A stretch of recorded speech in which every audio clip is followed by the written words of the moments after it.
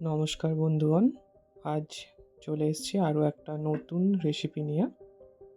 এটি নেপালির একটি খুবই জনপ্রিয় রেসিপি। এটার নাম হচ্ছে নেপালি চুকৌনি। কেউ যদি নেপালে ঘুরতে গিয়ে থাকেন তাহলে অবশ্যই খেয়াল করবেন, সেখানে হোটেলে বা রাস্তায় বা স্ট্রিট ফুড যেখানে খাবেন সেখানে ভাত বা রুটির সাথে কিন্তু এটা খুবই জনপ্রিয়। বানানো খুবই সহজ।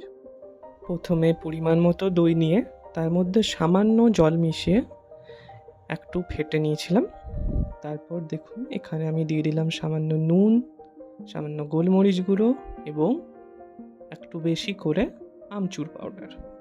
আর আমি আলু সেদ্ধ করে কেটে রেখেছিলাম, সেটা দিয়ে দিলাম, সাথে পেঁয়াজ স্লাইস করে দিয়ে দিলাম। ব্যাস, এরপর শুধু আমি খুব ভালো করে এটা দইয়ের সাথে মিশিয়ে নেব। যদি আপনাদের মনে হয়ে থাকে যে দইটা বেশি হয়ে যাচ্ছে, তখন আরেকটু পেঁয়াজ এবং আলুর পরিমাণ দিয়ে পড়ে সেটা অ্যাডজাস্ট করতে পারেন। ভালো করে এরপর মাখিয়ে নেব এবং একটা আমি ছক দেব এটার মধ্যে, সেটা আমি এখনই আপনাদেরকে দেখিয়ে দিচ্ছি।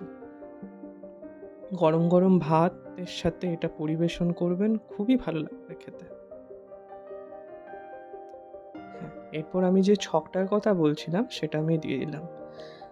সামান্য সর্ষের তেলের মধ্যে গোটা সর্ষে, কাঁচা লঙ্কা এবং মেথি পাতা, এই তিনটে জিনিস আমি ছক দিয়েছিলাম এবং তার মধ্যে সামান্য হলুদ গুঁড়ো অথবা লাল লঙ্কার গুঁড়ো, আপনার যেটা যেটা পছন্দ সেটাও কিন্তু দিয়ে দেবেন। তাহলে এই যে সামান্য কালারটা এটাও চলে আসবে। বাস, বেশি কিছু আর করার নেই। হয়ে গেছে আমাদের এটা তৈরি। এবার গরম গরম ভাত নিন এবং তার সাথে পরিবেশন করুন। এতটাই সুন্দর খেতে এটা যে একবার খেলে কিন্তু বারবার চাইবেন আপনারাও বাড়িতে বানান এবং কেমন লাগলো সেটা আমাকে কমেন্টে অবশ্যই জানান। ভালো লেগে থাকলে আমার চ্যানেলকে সাবস্ক্রাইব, লাইক এবং শেয়ার করে দিন।